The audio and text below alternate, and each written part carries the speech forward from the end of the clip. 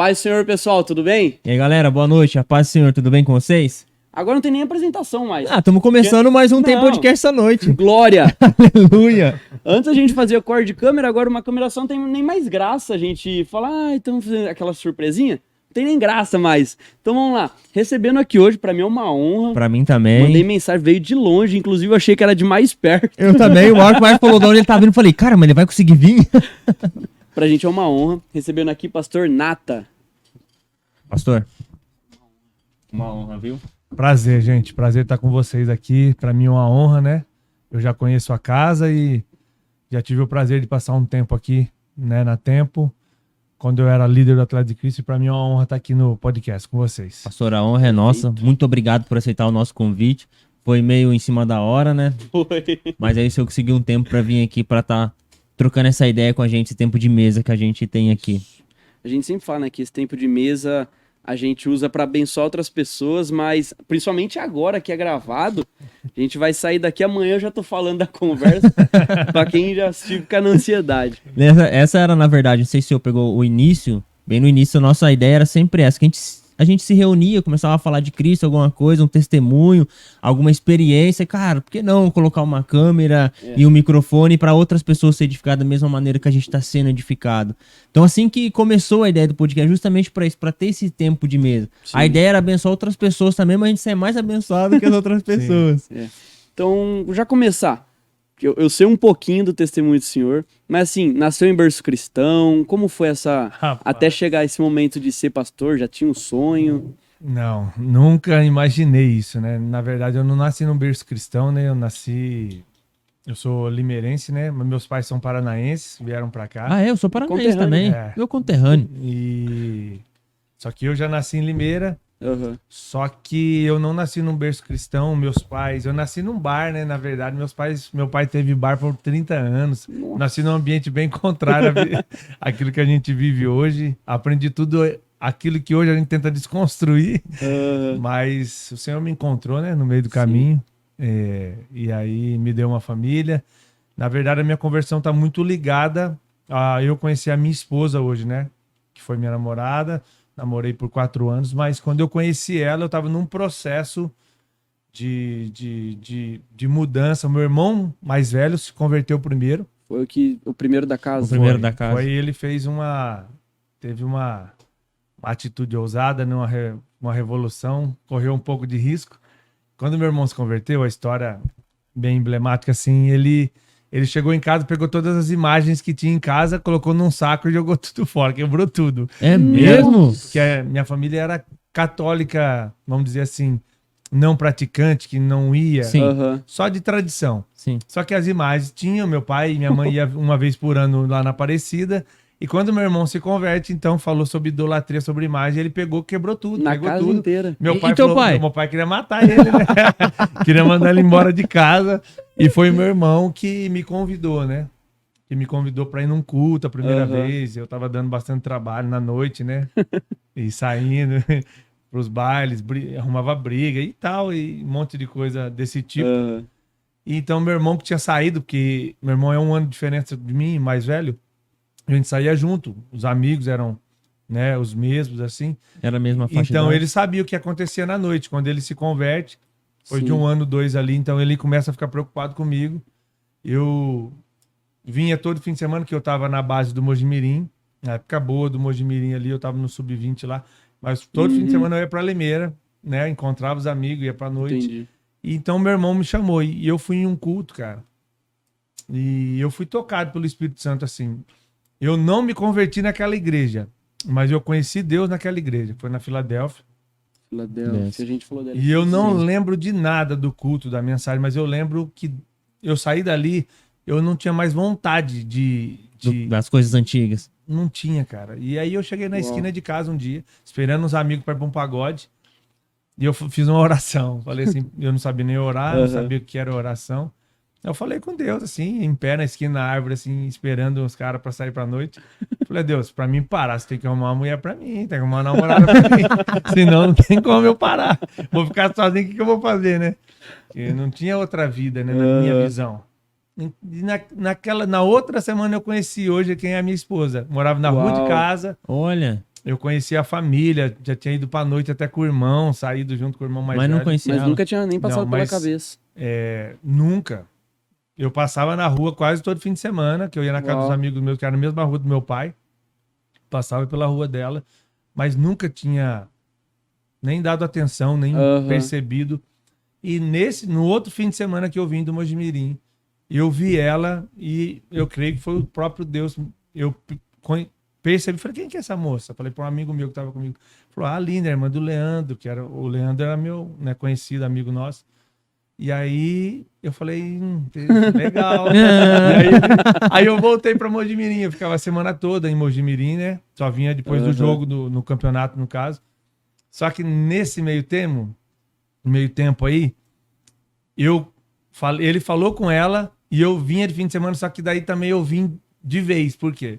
Eu fui para uma balada lá, ainda no Sub-20, tinha horário para chegar no alojamento. Ah, não comprei. E eu não voltei, que às 10 da noite fechava o portão, né? Sim. E eu não voltei, então aí eles me afastaram. Eu fui para Limeira e tive que ficar em Limeira. Acabei que eu pedi a rescisão e fiquei na Inter. Aham. Só que daí nesse tempo eu fiquei direto em Limeira. Foi quando ela falou, não quero nada com você. Falou para amigo, não, fala para ele se ele quiser conversar comigo, para ele ir na igreja.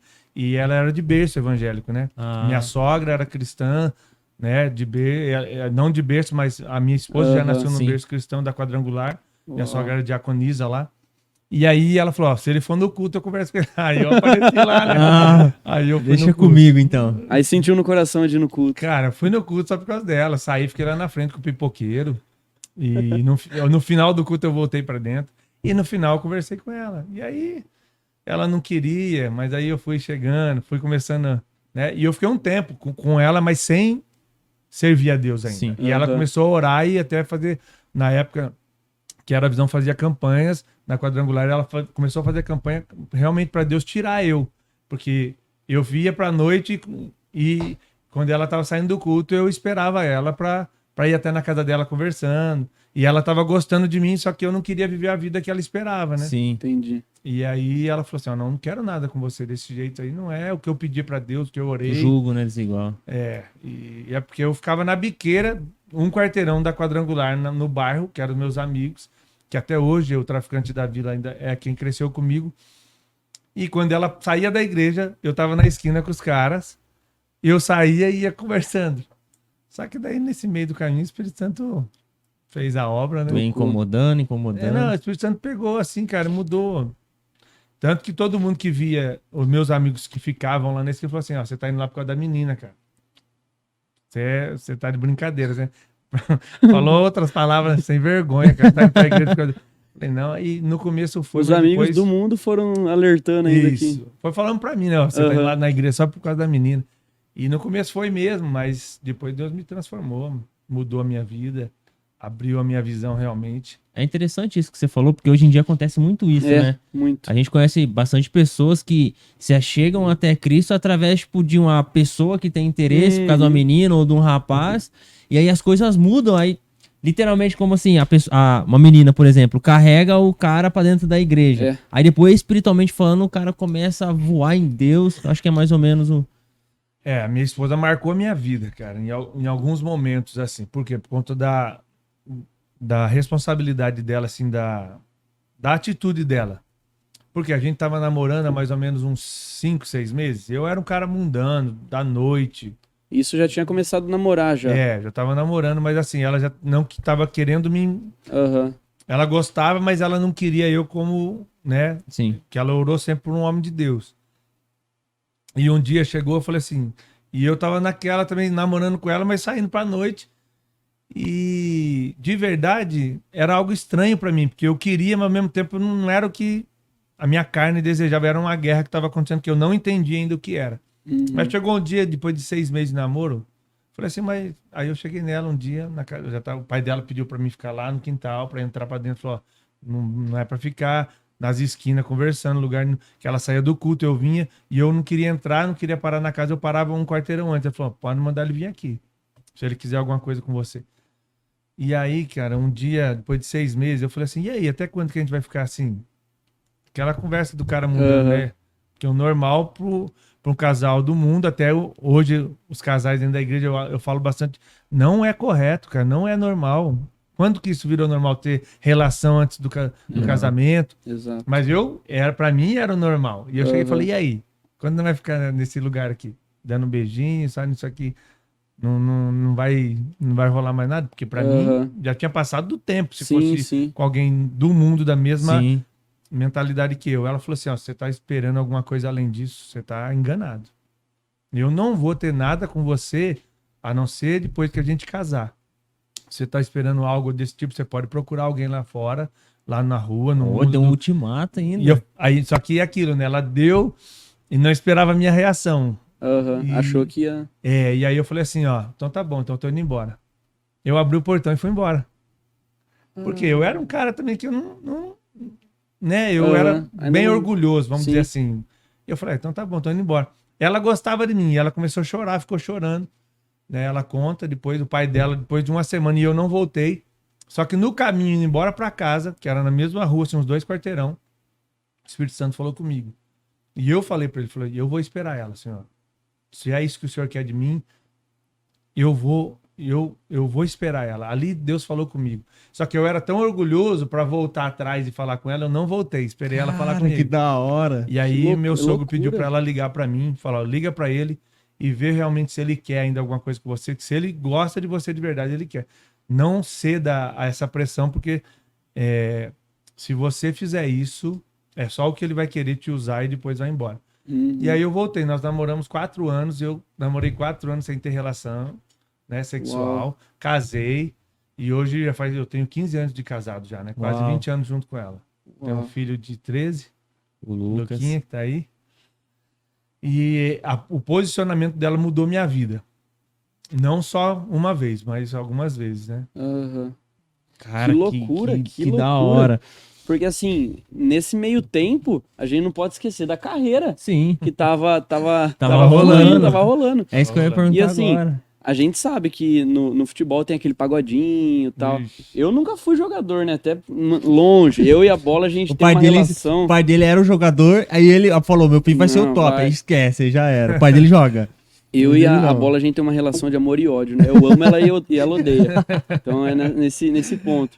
E a gente sabe que tem aquele pagodinho, rola cervejinha e tal. Como foi o momento de conversão? Porque assim, a gente ouviu o lado pessoal, mas tem um lado profissional. Sim. Para os amigos do time, a relação atleta e... Cara, a minha conversão se deu bem nesse momento também da transição do sub-20 pro profissional, sabe? E eu acho que foi muito importante, porque até ali eu não ganhava dinheiro. Né? Na base, sub-20. Quando eu tava transicionando pro profissional foi quando eu me converti. Porque se eu tivesse ganhado dinheiro antes, eu acho que seria um grande sim. problema. E Deus conhece. Sim, com o coração. E, cara, foi incrível que quando eu vim do Mogi, que eu já tinha tava afastado em casa, um dia chegou uma mulher em casa que era conhecida da minha mãe, só que ela tinha se convertido e ela era muito usada no mesmo dom que o pastor Diego aqui, que vocês conhecem Sim, bem. revelação. Aham. E eu não conhecia nada daquilo. Minha mãe, ela foi orar lá em casa e minha mãe me chamou lá e ninguém sabia. Eu tava com desejo de parar. Ali quando eu, sabe, tava na noite, tava Aham. fazendo algumas coisas erradas. E quando eu voltei, então, afastado do Mojimirim, a minha mente falou, eu vou parar. Mas como que eu ia parar? Era o sonho meu, o sonho da minha família, né? E, cara, e aí essa mulher falou assim, ó, Deus tá mandando falar uma coisa pra você. Não é pra você parar, tá? E ela falou comigo em casa, eu falei, rapaz, como que essa mulher sabia isso? Ninguém sabia. Nem minha mãe, nem meu pai. E eu falei, tá bom. E eu segui, aí eu fui pra Inter, dali eu subi profissional na Inter, e ali do Sub-20, que eu joguei o último ano no Sub-20 da Inter ali, depois eu fui profissional em 2004 para 2005, que daí eu fiquei no Paulistão em 2005, foi a minha transição, ali foi a guerra que começou, por quê? Só que veio uma equipe no profissional no ano de 2005 que tinha crente, e eu nunca tinha visto aquilo. Nos outros clubes que eu passei, eu nunca vi. Tinha um preparador físico que era do São Paulo, que veio para Inter de Limeira, o Tavares, e ele fazia reuniões. E aí eu comecei a ir nas Uau. reuniões, né? E aí eu comecei a conhecer, então, um pouco melhor até o atleta de Cristo, o Aham, cristão ali dentro sim. do seu ambiente de trabalho. E eu comecei a ver que dava para viver de uma forma diferente. Mas eu tive uma guerra há alguns anos. Guerrear contra o meu temperamento, que era explosivo. eu sou sanguíneo, assim, minha família é, guerrear contra o sentimento que ele fica muito exacerbado Sim. dentro do futebol, porque você toma uma pancada, você toma uma cotovelada, o cara, né, fala alguma coisa pra você, você já sobe. Você tá sem contar a adrenalina ali no jogo. Então, tem que ter muito controle. E aí controlar o quê? As palavras, né, que o palavrão, que querendo ou não, acaba normal, virando que é algo que eu tentei desconstruir depois nos anos que eu comecei a ministrar para os jogadores, que eles falavam assim, não tem como não falar palavrão dentro do jogo. Eu falei, tem, lógico que tem. Aí você vai ter que trabalhar no teu ego, como homem, que parece que quando alguém te ofende, você tem que ofender também. Senão você parece que é menos que ele, senão você parece que é bobo e outras coisas. E eu fui guerreando, lutando com aquilo, falhei bastante, mas chegou um ponto da minha carreira que eu conseguia ser realmente um exemplo, realmente mostrar que dava para viver de uma forma diferente.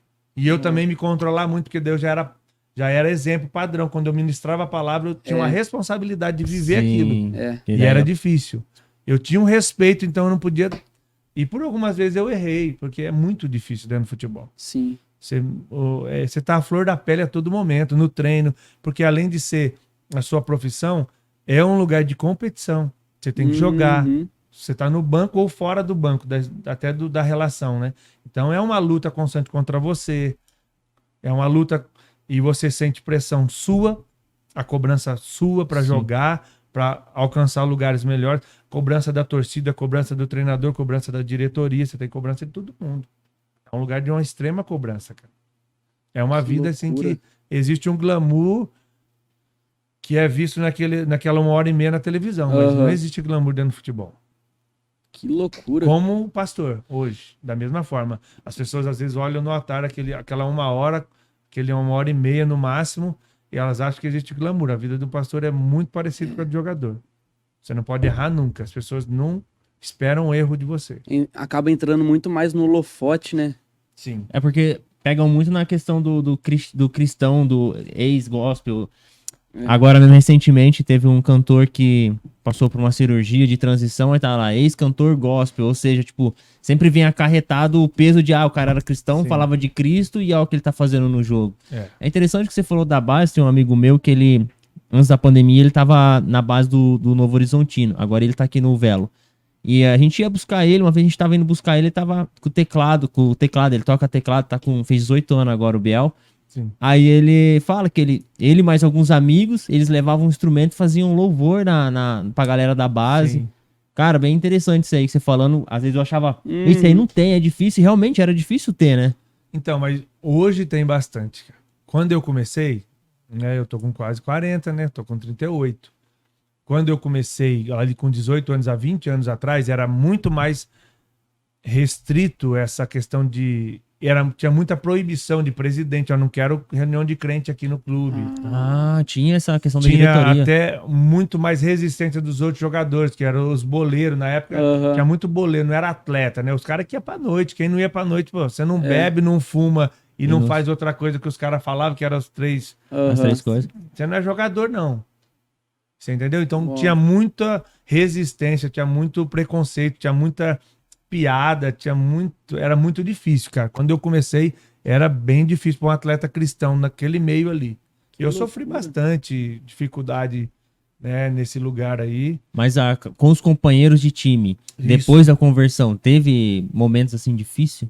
Então, é dessa resistência mesmo. O jogador tinha resistência com o cristão. O crentinho aí, não sei o quê. Porque o jogador, a vida do jogador é aquela vida boêmia, né? Sim. Principalmente antigamente. Hoje tá muito mais tranquilo. A abertura pro cristão hoje, nos meus últimos anos, eu parei em 2020. Faz muito tempo, né? Eu parei agora aí. 3 anos, pô. Então, já era muito tranquilo, cara. Todo clube que eu ia tinha crente, tinha reunião. E quase, nos últimos 6 anos, 7 anos, quase nenhum clube que eu passei tinha resistência pro cristão fazer a reunião.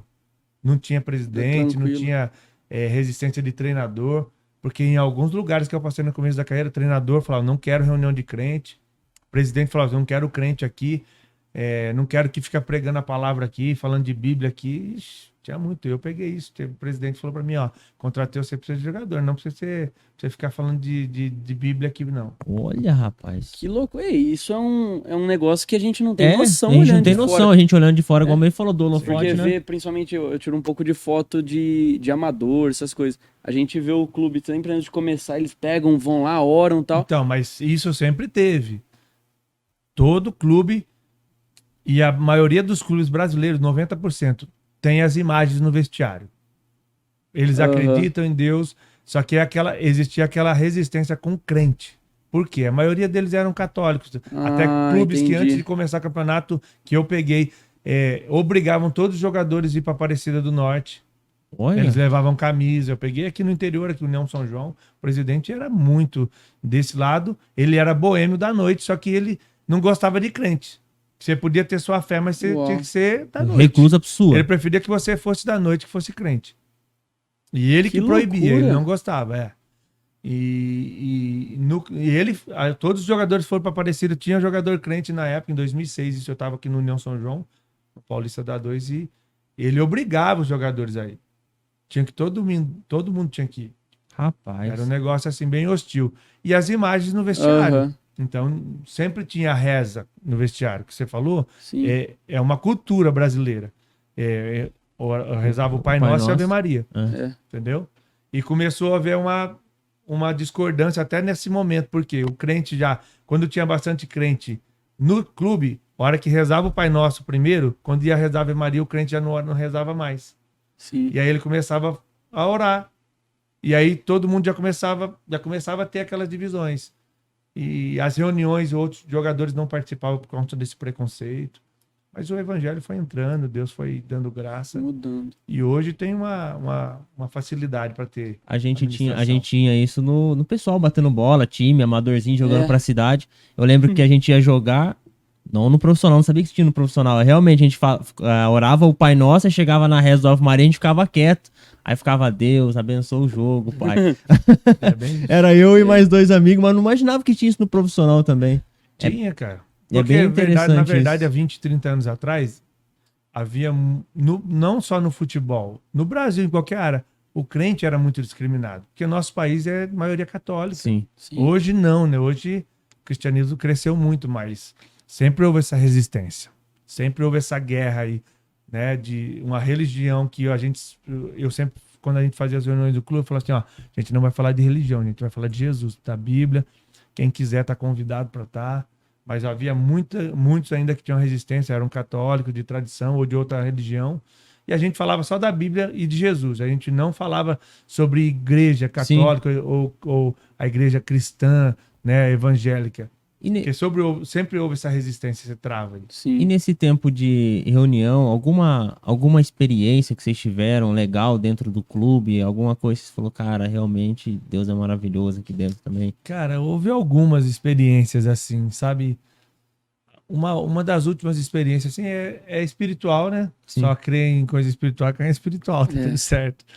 Mas algumas conversões, né, ao longo das reuniões aí, de jogadores depois que eu passei, depois de alguns anos, o cara já estava convertido e antes não.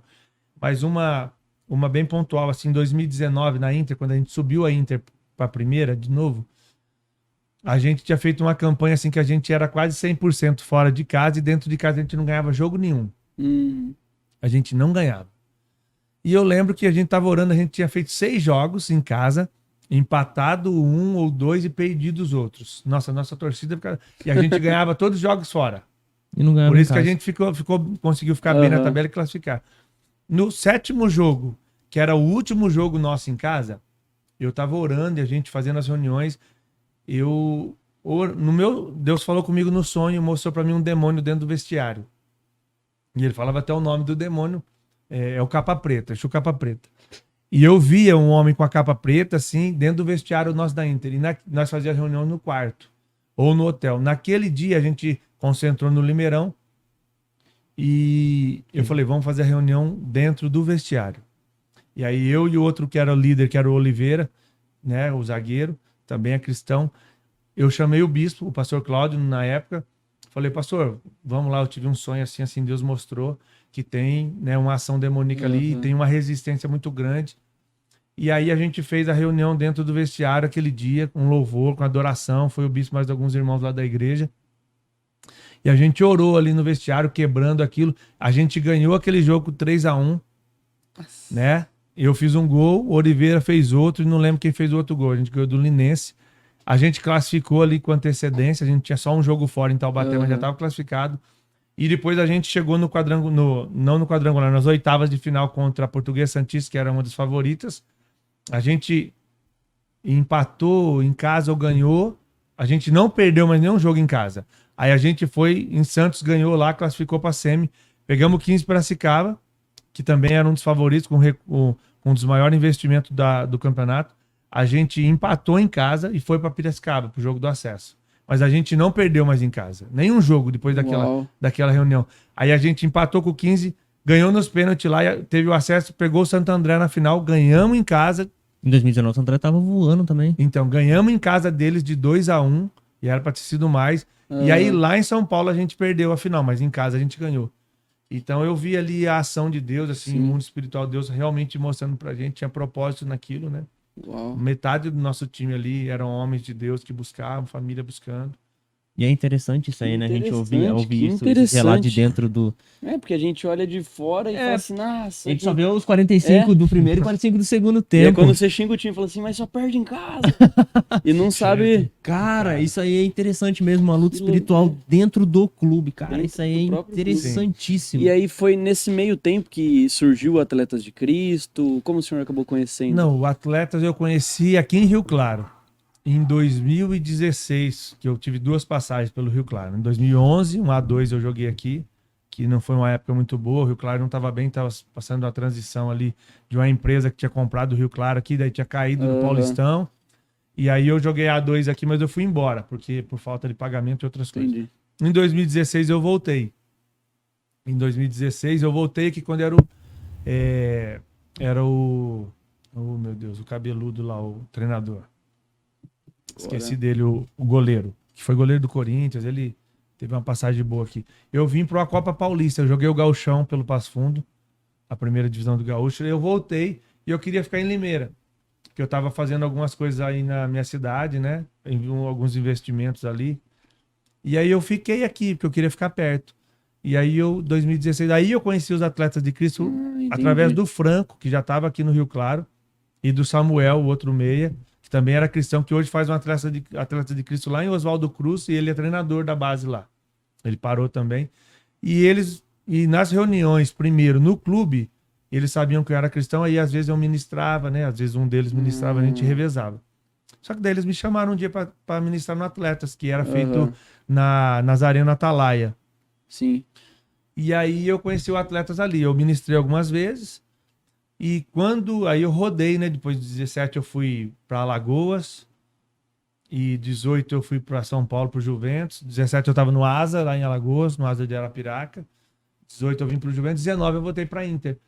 E quando foi transicionar 19 para 20, o Franco falou comigo, tô indo embora do Rio Claro. Ô, Nata, você consegue ficar como líder? Porque eu orei a Deus e Deus me direcionou. Eu queria um servo de Deus, um cara que entende do negócio, que estaria aqui à frente para manter aquilo que Deus colocou na minha mão.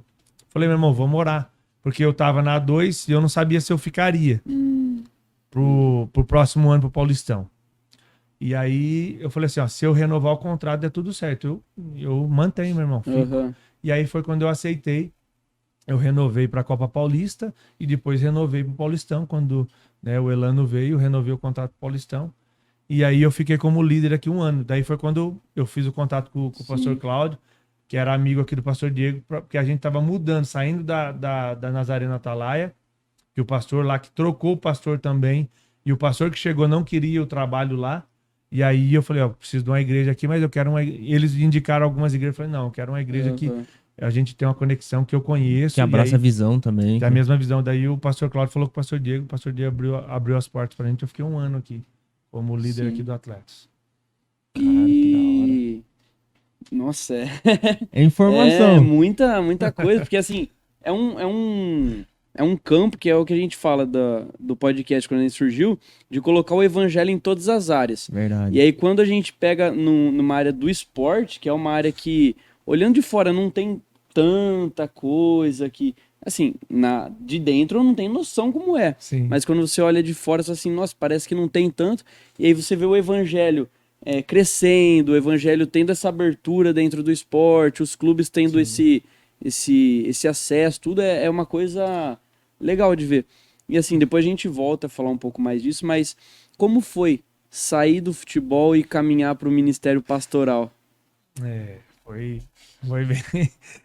Assim, foi bem rápido, né? Porque, cara, Deus é incrível, né, no que ele faz. Na verdade, assim, eu orava por muitos anos, eu sempre orei, eu entendia que Deus tinha um chamado para mim, eu já exercia dentro das igrejas um trabalho e dentro do futebol também, porque, como você falou, às vezes, quem não conhece, acha que no futebol o cara, o cristão não tem tempo para fazer nada. Não, geralmente a gente tinha mais tempo para fazer reunião do que se imagina, porque 2 jogos na semana, a gente ficava concentrado, então fazia 2 cultos da semana.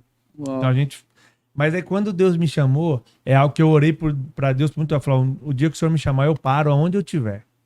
E eu não sabia onde eu estaria, né? Eu tava correndo falei, mas o dia que o Senhor me chamar, eu sei que o Senhor me chamou para isso. Assim, eu tinha convicção que Deus me chamou para esse lugar.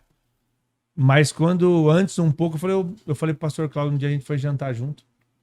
Eu, ele e a esposa, né? Minha esposa, a esposa dele.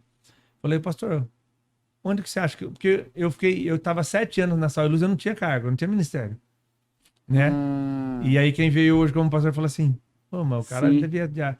Só que por conta eu viajava, ficava 1 ano fora, ficava 3 meses só em Limeira. Mas eu era alguém muito próximo da liderança, porque meu chamado era para esse lugar, cara. É algo que eu sempre fui alguém que nunca gostei de estudar, mas quando eu me converti, Deus me deu esse desejo, essa sede de ler, de aprender, de estudar bastante. E aí eu estava sempre perto da liderança, tanto que o bispo uma vez chamou a nossa atenção, da minha esposa, na reunião de líderes lá, por que vocês não vão? Eu falei assim, mas eu não tenho cargo nenhum, pastor, eu vou fazer o que lá na reunião? Ele falou, vocês são líderes, meu, vocês só não têm um cargo assim, dentro do templo, mas vocês têm o papel de liderança dentro do futebol, porque a minha esposa também fazia reunião com as esposas dos jogadores quando a gente estava concentrado, né? Cara, que legal. E em alguns lugares. E aí ele falou um dia para mim nessa reunião, falou, eu vejo o seu chamado um chamado pastoral, né? Falei, amém. Isso 1 ano antes. E aí, quando Deus me chamou, foi num culto. Ele pregou num domingo, ali no começo da pandemia. Março, abril ali de 2020. Foi quando tava começando a pensar em fechar as coisas. Porque a gente fez o último jogo contra o Palmeiras 17 de março, né? Que foi o último jogo com torcida aqui no estado de São Paulo, acho que quase no Brasil todo. E fechou. Até aquele jogo já, né? O governo não queria liberar, mas liberou porque já estava tudo vendido os ingressos. Porque estava dando aquele boom já nas contaminações. E aí o pastor Cláudio pregou uma palavra num domingo, cara, sobre entrega, falou de alguns homens, né, de Deus, assim, John Wesley, de outros homens assim, que realmente entregaram a vida pelo evangelho. E Deus falou comigo naquele dia. E Deus já vinha falando comigo há um tempo. E eu falei, tá bom, Senhor. Eu fui pro altar, fez o apelo ali no final e tocou uma música, né? Eu não esqueço dessa música, eu não esqueci o nome aqui só. Em Fervente Oração. É uma música antiga, mas tem uma parte dela que fala sobre entrega, né? E aí Deus falou comigo, é agora, filho. E eu fui pro altar, né? Chorei bastante, porque eu tava entregando algo que ninguém sabia. E na segunda-feira eu cheguei na igreja, no gabinete pastoral, falei com o pastor, que eu falei, pastor, eu vim aqui falar com o senhor. E quando eu tava entregando, cara, incrível. Porque Deus, quando ele fala para você fazer alguma coisa, ele tem tudo pronto. A gente tem medo, às vezes, de fazer alguma entrega, mas é que eu ouvi uma vez alguém falando, um pregador falando, quando Deus pede para Noé construir a arca, Deus não manda ele plantar a árvore. Já estava tudo pronto.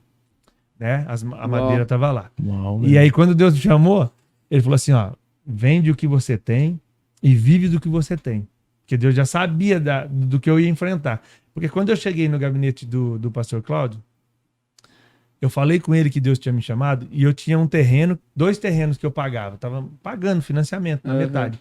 Se eu vendesse os dois, dava um dinheiro para mim me manter ali 1 ano, 2 anos, Sim. né, com um salário ali só para manter minha casa, manter a comida, manter minha família. E então Deus falou, ó, vende os dois e vive disso.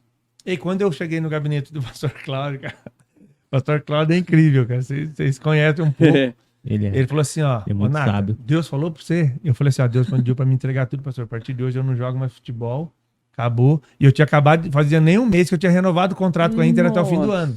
Né? Que tava acabando o Paulistão, mas ele tinha me chamado pra renovar. E eu tinha assinado o contrato já. Aí ele falou assim, ó, Deus pediu. E depois ele me testemunhou que ele teve um choque. Ele falou assim, aí o Espírito Santo falou com ele, você não pregou ontem sobre entrega, agora o cara tá fazendo aqui a entrega, você tá com medo. Ainda teve um confronto ali. Porque o Espírito Santo falou com ele. Você falou isso sobre entrega ontem, no culto. Foi quando Deus falou comigo. E aí, quando eu cheguei, falei pra ele, falei assim, ó, filho, tá bom, eu vou estar aqui pra te ajudar, você vai ficar aqui com a gente, mas eu não posso te prometer nada, não tenho cargo nenhum pra você, eu não tenho nada, não vou te prometer, eu posso te dar uma cesta básica por mês. E por isso que Deus falou pra mim, ó, vive do que você tem, porque Deus sabia. E aí eu falei assim, não, pastor, eu não tô aqui por conta de dinheiro e eu também não tô aqui com medo daquilo que eu vou enfrentar, porque Deus falou pra mim o que eu tenho que fazer, ele falou pra mim viver com o que eu tenho, eu vendo o que eu tenho e vou viver com isso. Só que daí, quando eu falei com o bispo, com o pastor Cláudio, saí da sala e a gente tinha uma mesa de café, porque na época o Jimmy, que hoje é o pastor de jovens, ficava lá já integral, depois do acidente dele. O pastor Tiago já era pastor integral lá, que era o pastor de jovens naquela época, que hoje está em Araraquara. E eu vim então para ficar integral. Mas aí nós bati um papo sempre, quando eu estava de folga, eu ia lá tomar um café. Na igreja a gente tomava um café junto. Tinha outros irmãos que já estavam lá, o Alan, outros irmãos, o Kleber. E a gente tomando um café, depois que eu conversei com o bispo, ninguém sabia, né? Tava tomando um café, batendo um papo. A minha esposa chegou. Que a minha esposa também, às vezes, fazia um bolo e gostava de estar lá na igreja, daquele ambiente. A gente tinha uma comunhão legal. Almoçava junto. Tanto que acho que foi quando a gente foi lá, né, pra ver a relação das lives. Isso. Os caras fazendo almoço e tal. Ficava lá o junto. dia inteiro, mano. Orava de manhã, já ficava lá. Quando eu não tinha treino, eu já ficava lá. Almoçava, ficava lá. E aí, a minha esposa chegou, cara. E eu não tinha falado com a minha esposa ainda. Cara, foi isso a gente vê Deus trabalhando. Sim. Cara. Quando a gente se posiciona com fé e responde ao que Deus falou, ele vai dar conta, irmão, dos seus medos, daquilo que precisa ser resolvido. Sim. A minha esposa chegou e o pastor Francisco, que é o vice-presidente, chegou. O pastor Cláudio chamou ele para dentro da sala e conversou com ele. Só que ele não sabia que eu não tinha falado com a minha esposa ainda. Nossa. Ele saiu da sala e chegou na mesa e falou assim, e aí, Aline? Nossa! Tá tudo certo? Ela falou assim, tudo certo pra quê? Não, o Nata agora entregou tudo, parou, né? Vai ficar integral. E ela olhou pra mim assim. Pra mulher ainda, eu imagino ser a Fran. A Fran ia falar, Meu você não Deus, falou assim, comigo. Eu não tô sabendo de nada. E já ficou aquele climão. Eu falei, nossa, agora, meu, vou ter que... agora Deus vai ter que me ajudar. Aí a gente tomou café ali, ficou aquele negócio, né? E a gente saiu dali, e quando eu tava indo embora com ela, que a igreja era perto da nossa casa ali, eu tava morando com o meu sogro, eu tinha vendido um apartamento antes, né? Tava morando na casa do meu sogro. E foi incrível que no caminho, não dá 5 minutos até em casa. E ela tava pensando na forma de me convencer a não fazer o que Deus tinha falado comigo, né? Ela falou que indo embora, ela começou a pensar assim, o que eu vou fazer? Ela falou pra mim no caminho, mas e aí? E a Inter? Você já conversou com ele? Eu falei, não, vou lá amanhã, vou conversar com ele, vou rescindir o contrato. Vou falar. E eles iam começar a treinar mesmo com máscara para depois terminar o Paulistão. Tanto que eu nem voltei para terminar. O Elano, o auxiliar dele, o Ivan, pediram para mim voltar para terminar o Paulistão. Eu falei, não, Deus pediu para mim parar, eu já parei. Nem fiz os últimos jogos. E aí, minha esposa, nesse meio do caminho, falando com o Espírito Santo falou para ela assim, ó, quando você tinha 13 anos, você fez uma oração e pediu um homem de Deus para mim. Uau! Porque ela orava por um marido, por um homem de Deus, certo? Quando ela tinha 13, 14 anos, que a mãe dela ensinou ela a orar. Ora pelo teu marido. Falou, mas eu tenho 13 anos, mãe. 14 anos, nem tempo de eu namorar. A mãe dela ensinava ela assim, ó, ora e especifica como que você quer um homem. O homem de Deus, seu marido, que ele já existe. Você precisa orar por ele. E quando eu entreguei tudo, porque é o que ela pedia para Deus, o Espírito Santo falou para ela assim, ó, e você pediu um homem de Deus para mim desde os 14 anos. E agora eu tô te dando e você tá recusando. Nossa! Meu Deus! E aí eu cheguei no quarto, né? Porque a nossa casa era dentro do quarto, né? Casa do meu sogro. Quando eu cheguei no quarto, eu sentei na cama. Falei assim, agora, nossa, vai dar ruim aqui, né? Ela vai querer, vai falar alguma coisa, vai ficar brava, não sei o quê. Ela não ficou nem brava, né? Porque o Espírito Santo falou com ela, porque eu ia conversar com ela depois que eu falei com o pastor Cláudio. Ela falou assim pra mim, ó, não sei o que Deus pediu pra você, não sei como que a gente vai viver, como que Deus vai fazer pra gente pagar as contas, comer, viver, mas se Deus falou com você, eu tô junto com você. Nossa, era o apoio que precisava. Aí já era. Já era. Aí, Era tudo que precisava. aí ali foi em abril, mais ou menos, quando foi em dezembro, e você vê como que Deus é detalhista. Quem ia para Conchal não era eu, era o pastor Tiago. Mas a esposa do pastor Tiago tinha passado por um processo, ela tinha perdido a mãe e o pai, e ela era filha única, o pai estava sozinho, né, aposentado, um senhor, e ela houve ali essa resistência, problema para ir, e eles não iam mais. E eu não sabia disso, e eu não sabia também que a nossa liderança, o pastor Cláudio e o pastor Francisco, estavam orando por alguém, por um casal de pastores para enviar, porque não tinha ninguém. Era o pastor Tiago. E aí eu fui resposta de oração para eles. Depois de um tempo, eles falaram assim, ó, você foi a resposta para nossa oração, a sua entrega é o que nós estávamos precisando. A gente está precisando de mandar um casal para Conchal, para ser pastorear o povo lá. Então, a gente vai ungir vocês aqui no mês de novembro para dezembro e a gente vai enviar vocês, que a gente vai inaugurar a igreja lá em dezembro. Aí eu fiquei uns 3 meses fazendo uma reunião por semana lá em Conchal, uma célula, e depois a gente inaugurou, dezembro eu já fui de vez, né, com a mudança, já mudamos e estamos lá 2 anos e 4 meses em Conchal. Cara, que Essa incrível. história da esposa me lembra muito, acho que foi a do Todd White. Foi, né? O pastor já conhece mais ou menos a história dele? Conheço o Todd White um pouco, não conheço No livro dele, a vida é curta, ele deixa um fala- legado. Ele fala nesse livro da esposa, né? Que ele também, ele conheceu a esposa, só que a relação dele era mais com droga. Sim. Ele começou a se perder na droga, tudo. E aí quando ele se converteu, ele mudou da água pro vinho. E aí ele orava no meio da rua e a esposa dele falou Ele fez que um trato com Deus, que ele tinha que orar por 40 pessoas por semana. Então ele ia no supermercado, Ele orava moça, por posso todo orar por mundo. você? E a mulher começou a Eu ficar já com vi isso, vergonha. E a orar por cura É, bastante, né? E a mulher dele parou de sair com ele. E aí foi quando a mulher falou assim, mas Deus falou com a mulher, né? Foi. Mas você não pediu um homem de Deus? Agora que eu te entrego. Foi a mesma coisa. Mesma pegada. Eu não Que tinha loucura. ouvido o testemunho dele assim, não. Tá no livro, o livro dele é sensacional. O que o senhor falou aí agora há pouco de nunca gostou de estudar e ler, aconteceu muito isso comigo. Eu nasci num lar cristão, vou contar meu testemunho. Não. Todo mundo já sabe, mas realmente eu nasci praticamente desde os meus 2 anos, meus pais se converteram num lar cristão, mas chegou aos 14, 15 anos, alguma coisa começou a brilhar pra fora, e aí eu me afastei e fiquei esse tempo transicionado fora. Então eu me envolvi muito com álcool, nunca me envolvi com drogas, mas eu bebia muito. Então eu sempre falava, Deus, eu fiz uma oração mais ou menos igual a tua esposa, que eu queria uma mulher de Deus, tal, e para Deus se apresentar, por fim, Deus falou que dentro de 3 meses ia mandar um anjo na minha vida e tal.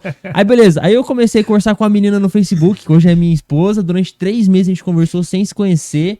Aí um dia ela tava no culto, ela falou, se você quiser me conhecer, você vem aqui depois do culto. Aí eu passei na porta da igreja, que a casa dela era do lado, aí eu conheci ela, por fim, Deus começou a mover. Aí o vício que eu tinha na bebida, eu não conseguia ficar sem beber todo dia. Eu tinha que beber todos os dias. Hoje eu não consigo ficar sem ler todos os dias. Deus mudou, colocou esse desejo. Eu nunca tinha lido um livro na vida. Hoje em dia eu estou sempre lendo o tempo todo, que eu tenho tempo, eu paro pra ler. E cara, é incrível isso, como que Deus muda. Deus muda, cara. Quando a gente busca realmente, é sincero com Deus, ele faz. E, pastor, como que o senhor enxerga que essa experiência como ex-jogador ajuda no ministério pastoral? Ajuda bastante. E eu acredito, Deus me preparou. Sim. Porque eu vejo um pouco parecido, vamos lá, nas suas proporções aí. O pastor, ele é muito... Ele está em evidência, como um atleta. As pessoas olham a vida do pastor, procuram... O pastor não pode falhar. Existe uma cobrança sobre o pastor. O pastor tem que estar preparado para as críticas. E eu vivi isso a vida toda. Então eu falo, Deus me preparou num ambiente até mais hostil, talvez. Que eu era criticado por muita gente quando eu ia mal, e eu era elogiado por muita gente quando eu ia bem. E é a vida do pastor. Quando o pastor faz tudo certo, ele recebe elogio, as pessoas estão junto. Quando o pastor falhar, meu irmão, pensa no peso que você carrega, porque as pessoas não esperam a falha do pastor. É que nem o jogador não pode errar. Existe uma cobrança e alguma consequência. O cara é profissional, grande. como é que ele não dominou essa bola? E é difícil chutar uma bola, hein? Eu tava brincando com o pessoal lá em Conchal, no Society. Aí os irmãos chutando a bola, nossa, eu não conseguia acertar o gol. E era de perto. Eu falei assim, isso aí é pra você ver. É vocês mesmos que iam no estádio criticar quando chutava errado e não ver a dificuldade que é chutar uma bola certa naquele quadradinho lá. Não é tão fácil quanto parece. Mas o que eu falo que a gente precisa estar preparado emocionalmente para ser um líder, cara. Não é só o pastor, para ser líder. Porque você vai precisar ter uma postura, muitas vezes, que as pessoas não vão concordar. Sim. Você vai precisar estar preparado para as críticas, para quem não acredita em você. E eu chegava em clube, às vezes, pô, o que esse cara aí, de onde esse cara veio? Depois que você ia bem, os caras te amavam. Mas, então, você tem que estar preparado para todo momento. E eu tive essa experiência já quando eu cheguei em Conchal, porque o pastor Tiago já tinha um relacionamento com as pessoas de lá, que já estava tudo certo para ele. Eles já conversavam com eles, né? Porque tinha um pessoal de Conchal que há 1 ano e meio já ia para Limeira, nos cultos de domingo. E aí, por conta desse povo aí que a gente... Então Deus tocou no coração do pastor Cláudio, ele estabeleceu o trabalho lá. E quando eu cheguei, eles não esperavam eu. Houve uma resistência, houve críticas e tudo. Minha esposa não lidava bem com isso. Mas eu falei, não tô nem um pouco. Eu tava acostumado. Já acostumado já, no futebol, né? E eu acredito naquilo que Deus falou comigo. Se Deus me chamou, se Deus me colocou aqui, tá tudo certo. Sim. E eu ia pra cima, tá tudo certo, ia pra frente. Como é ainda hoje. E depois tudo mudou, mas eu acho que assim, alguém que é líder em qualquer área da vida dele, ele precisa estar preparado emocionalmente para crítica. Sim. Ele precisa acreditar. Fizeram uma pergunta uma vez lá em Limeira para mim. No primeiro ano de trabalho, que no segundo ano teve um bate-papo lá na igreja, convidaram alguns líderes, e um dos jovens perguntou: como que é ser um líder assim, como você que é o começo? Qual que é a maior dificuldade de um líder? Ou o que um líder precisa? Eu falei assim, para mim, que estou vivendo isso aqui realmente na pele, o que um líder precisa para ele manter aquilo que Deus chamou ele é convicção. Porque problema você vai ter, dificuldade você vai ter, errar você vai errar também, como você vai acertar. Mas se você não tiver convicção que foi realmente Deus que te chamou, você para. As pessoas vão te afetar de uma forma, as palavras e até os seus erros, por conta que você está aprendendo no processo. Sim. Você vai desistir, fala assim, eu não estou pronto para isso, não é isso que Deus realmente... Porque você não tem convicção, certeza daquilo que Deus te chamou para fazer.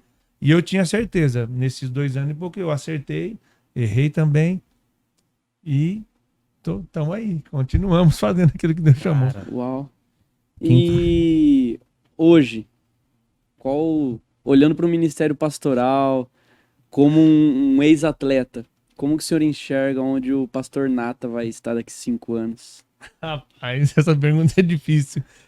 Onde o pastor Nata almeja chegar, e é uma coisa, onde eu vou estar são coisas diferentes. Sim. Na verdade, é algo assim que eu falo, que eu converso com a minha esposa. Eu tenho algo em mim, assim, eu sou um cara que nunca me prendi, que eu sempre estive preparado para aquilo que o futebol esperava de mim. Do que era? Largar tudo por aquilo que eu acreditava, por um propósito. E hoje, como cristão, eu também estou pronto para tudo aquilo que Deus tem para mim, porque eu creio no propósito que Deus tem. Então, se Deus amanhã falar assim, você está indo embora de Conchal para outro lugar, tá tudo certo.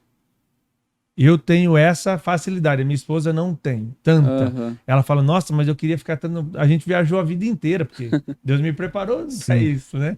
Eu viajei a vida inteira.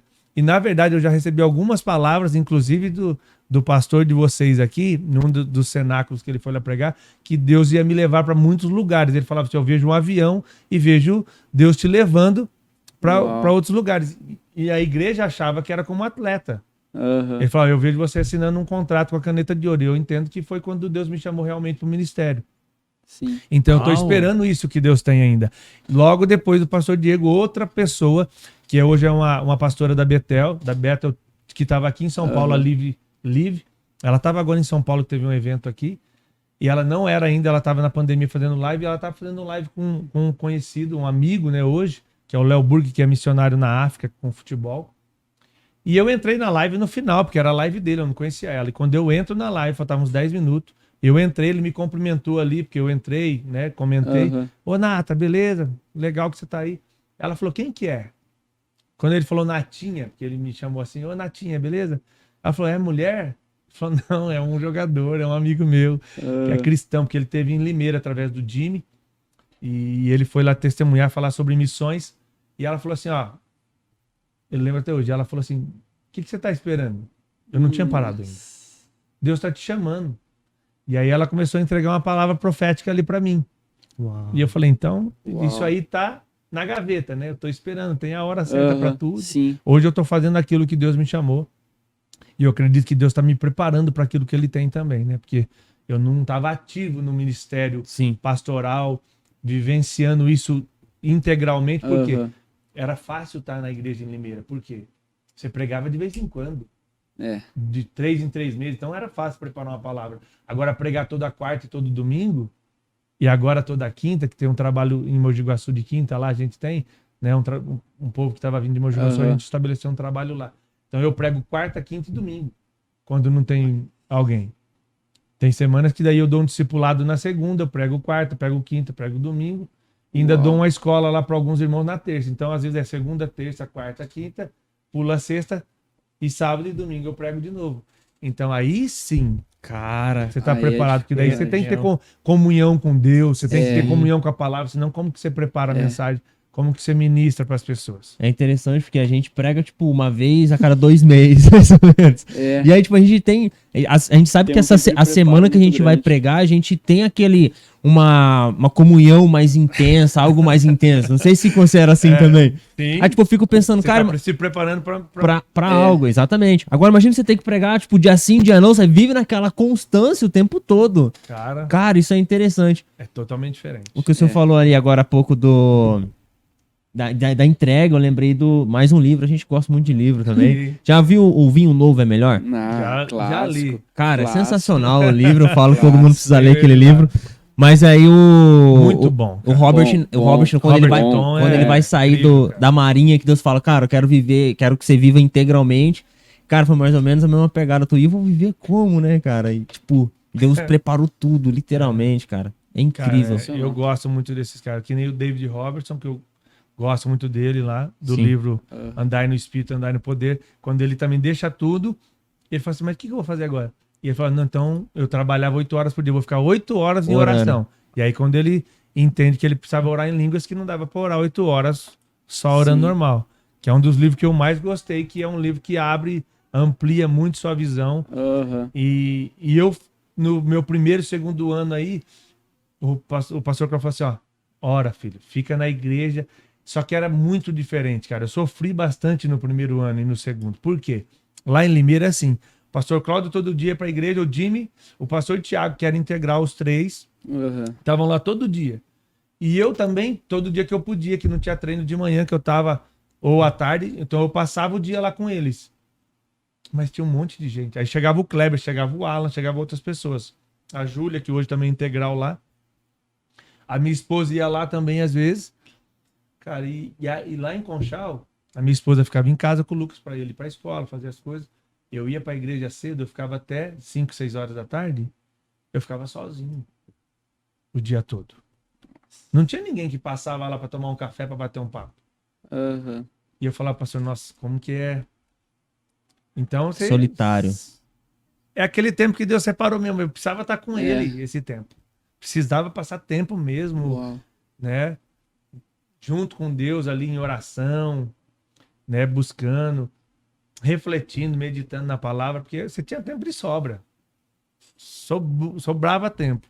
Mas eu vi, então, o que Deus fez ao longo do tempo, né? Graças a Uau. Deus as coisas têm caminhado bem lá. É, mais uma vez é incrível o jeito que eu falo, que daí é assunto pro off.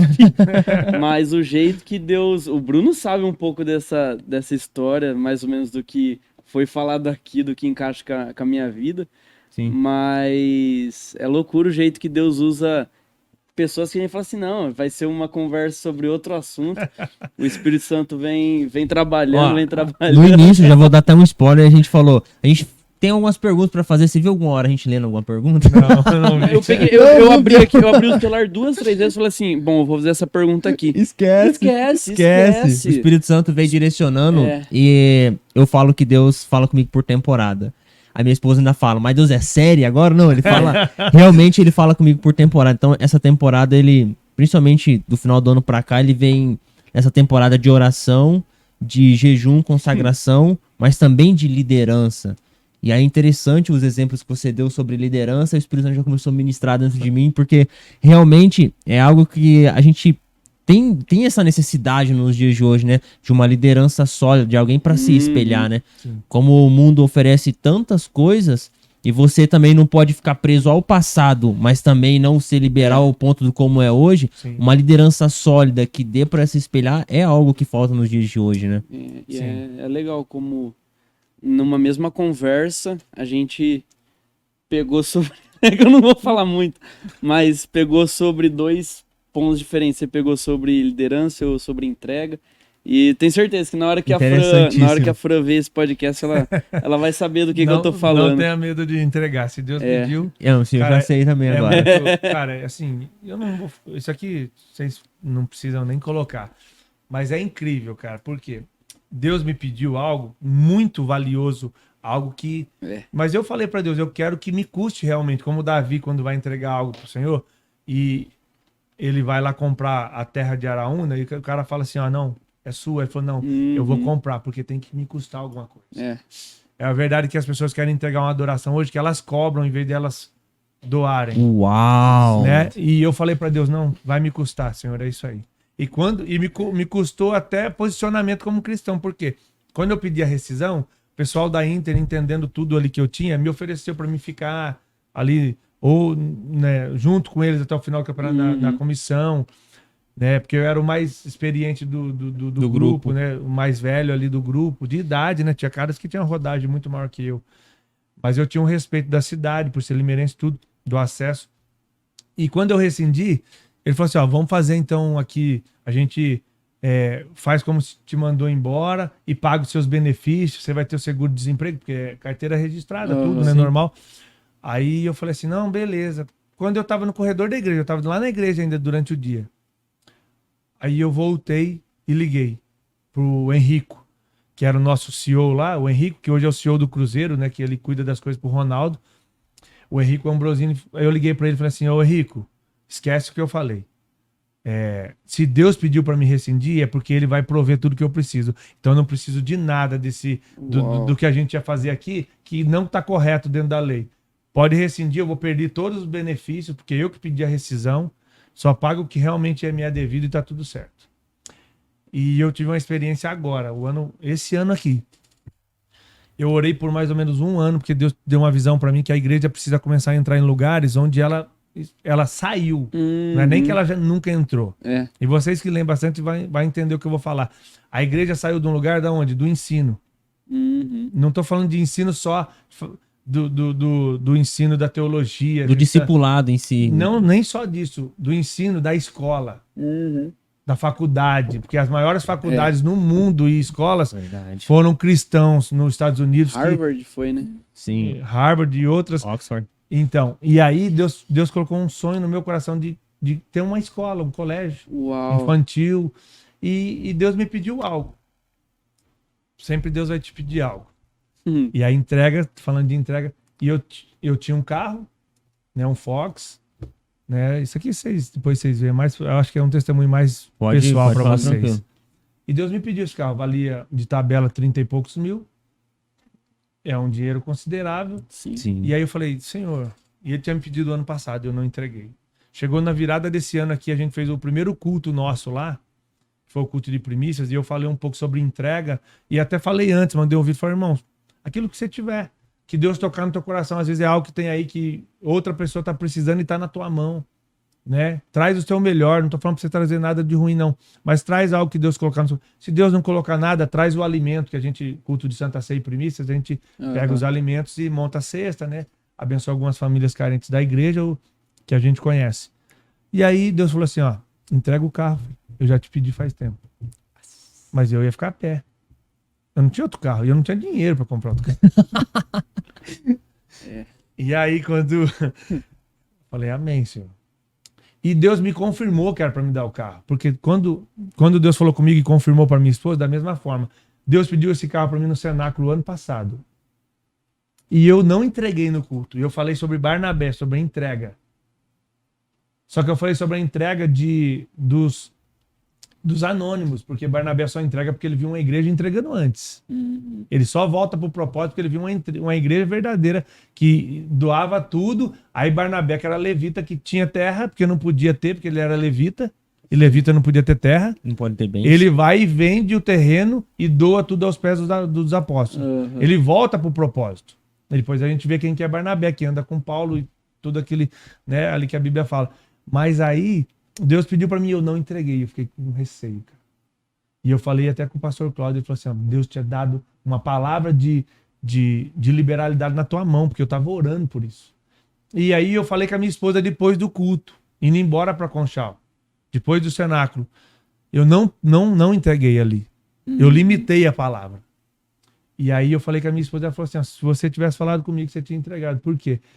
Deus pediu o carro para você, mas Deus me mostrou. Porque ela teve um sonho e via a gente indo a pé para a igreja. Nossa. E aí eu tive a certeza que eu tinha que entregar, só que eu demorei até o outro ano para entregar daí. Eu falei, agora tem que esperar o tempo. O bispo falou, agora você espera o tempo, porque não é o tempo mais. Né? O momento que Deus tinha dado, o time passou. Aí quando foi a virada, Deus falou comigo de novo, até quando você vai esperar para entregar o que eu te pedi? E eu tinha orado durante um ano, feito um propósito com Deus, que é um projeto que tem lá em Limeira, do Éden, que é um encontro de empresários, que eles manteve a igreja de Conchal o primeiro ano, mantém a igreja de Araraquara, mantém o projeto lá no Sertão, né, e ajuda os projetos da igreja. E eu fiz um propósito nesse papel, eu escrevi assim, ó, pedi uma escola para Deus. E no primeiro culto do ano eu entreguei o carro. Eu ofertei para a igreja, estava esperando só para vender ele então. Entreguei no culto, falei. Tá. Depois de uns 15 dias, uma escola infantil de Conchal, a dona era irmã de uma irmã nossa da igreja. E o marido dessa irmã falou assim, ó, a minha cunhada está vendendo na escola, pastor. Eu lembro que um dia você falou que estava semeando na escola e toda semente ela germina um dia. Porque eu doei umas mesas do Ministério Infantil para essa escola. E essa escola já funcionava há 3 anos. Tinha 20 e poucos alunos ali. É um berçário com uma creche infantil que a gente quer transicionar para um colégio infantil. Mas onde que está o segredo? Deus pediu o carro, que eu vendi por 30 mil, descontei umas dívidas que tinha, ficou 28.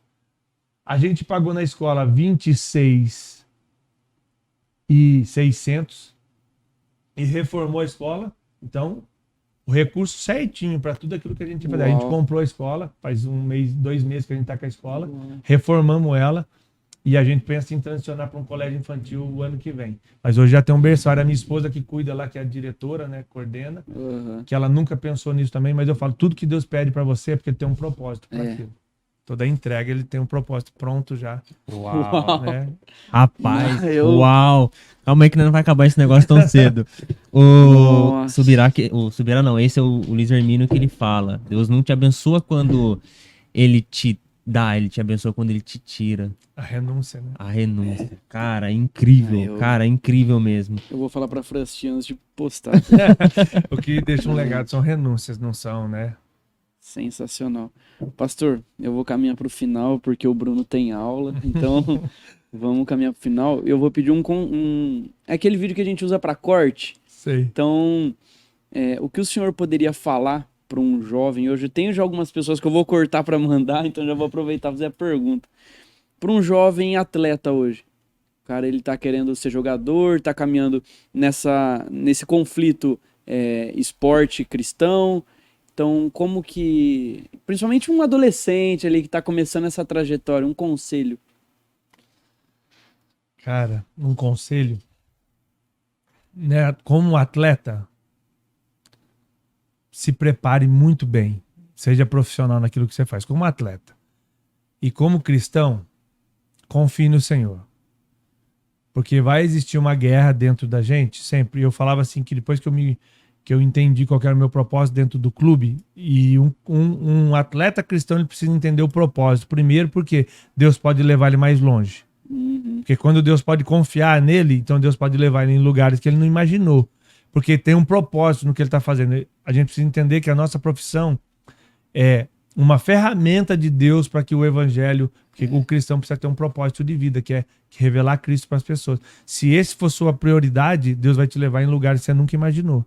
Que ele confie no Senhor. Que ele realmente tenha estabelecido o meu maior propósito é revelar Jesus. Ganhar dinheiro, ficar famoso, ter influência, vem depois. E as demais coisas.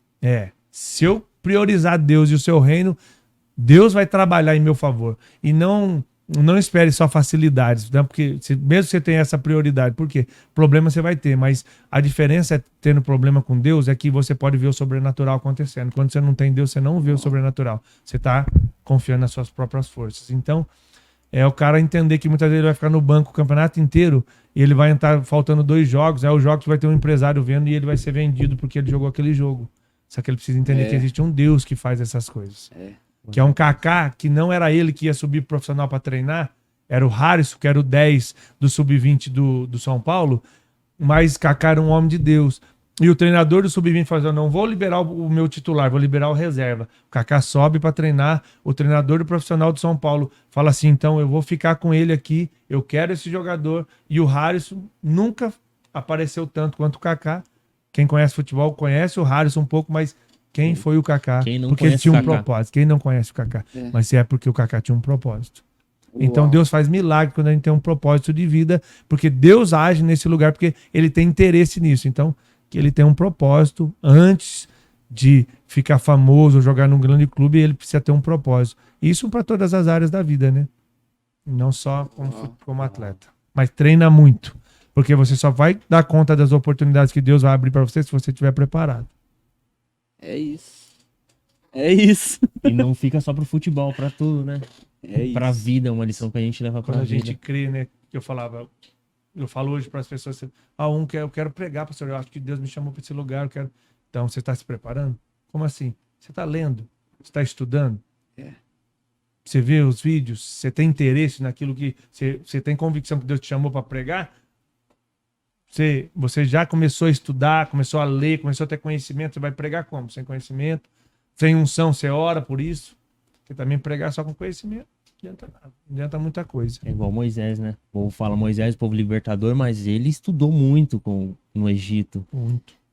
Ele é um cara que se preparou, então Deus não chamou um cara despreparado. Ele pode ser que capacitou, mas Com o certeza. cara... Deus depois Mas ele capacita se ele no deserto, né? Exatamente. Mas ele era um cara preparado, que tinha se preparado pra meu isso. Deus. Uau. Então é isso. Cara, é isso. É isso. Eu não Que sei vocês, papo, não vou ficar no off falando com o que Nato, papo, porque que papo, foi que incrível isso. Foi muito bom. Sensacional. Então, pessoal, obrigado pela atenção. Agora a gente também tá no Spotify, a gente tá no Deezer. Só procurar lá, tem podcast, você já vai achar o ícone lá. Escuta, todos os episódios estão lá, estão saindo. Acabou de sair no YouTube, já saiu no Spotify, já saiu no Deezer também. Só escutar lá também. Tem mais algum recado? Queria agradecer, pastor. Foi uma honra te conhecer. Uma honra, Eu já uma conheci honra. ele só de ver, agora eu conheci de andar com ele. Mas sim, foi uma benção mesmo, como o Márcio falou. Abençoa a minha vida, abençoa a vida Incrível, dele. incrível. Falou comigo uma questão, com ele com outra. Tenho certeza que você que está É. nos assistindo vai falar com você também. Manda para outras pessoas para que Isso. também essa palavra chegue até outras vidas. Pode ser que não fale da mesma maneira que falou contigo, mas eu tenho certeza que Deus vai tocar na vida dela de alguma maneira. É. Deus abençoe, viu? Deus abençoe, pessoal. Até a próxima. Um abraço. Tchau, tchau. Abraço.